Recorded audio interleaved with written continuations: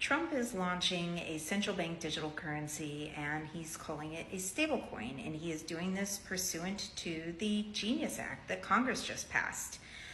Let me explain. So I recently had occasion to look into this as part of my law practice. You guys know that I'm a crypto lawyer, at least you used to know that, right? I used to put out all kinds of posts on this sort of stuff, but I deleted them because I had too many high profile cases under the Biden administration, and I had to be careful about the kind of attention that I was attracting. But now we're back under the Trump administration, and we're going to talk about this because there's really nothing else that's more important. Why do we care about central bank digital currencies? Because it is the implementation of the social credit system that is currently rolled out in China.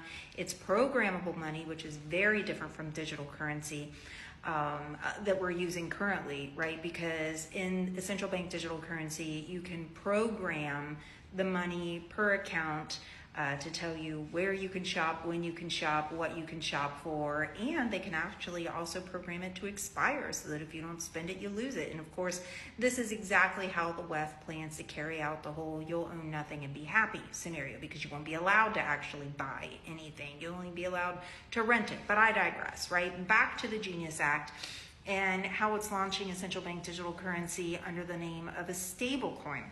Well, essentially, what the Genius Act does is it requires all current stablecoin issuers and future stablecoin issuers to fill out an application, submit it to the Office of the Comptroller of the Currency, and to be approved and be regulated, and to be regulated substantially like a federally chartered bank. Like, what does that mean? Why do we care about that? Well, because the way that our federally chartered banks, like our big banks, right, like our Wells Fargo and our Bank of America and our Chase Bank and the JP Morgan and so on and so forth, the way that they are regulated is that they have to pretty much just do whatever the Federal Reserve tells them to do. And so the Federal Reserve puts out notices and guidance and conducts audits and visits and things like that on all of the federally chartered banks. And if the federally chartered banks don't play ball precisely according to how the Federal Reserve says they should, well, then the Federal Reserve pulls their operation license and they're no longer allowed to operate. And so basically they've got them by the balls.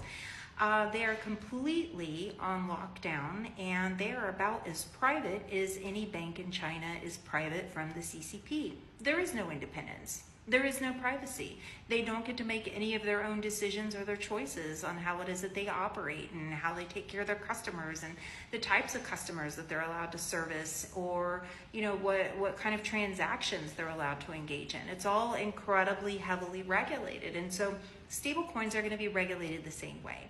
So when you sort of look behind the curtain and you understand that there's no independence from our banks, that same standard is going to be applied to our stablecoin issuers. So basically what we are going to have is a centralized digital currency. Instead of a central bank digital currency, it's going to be a centralized digital currency, whether it's through a stablecoin issuer or the banks, right? Because since the Genius Act has come out, over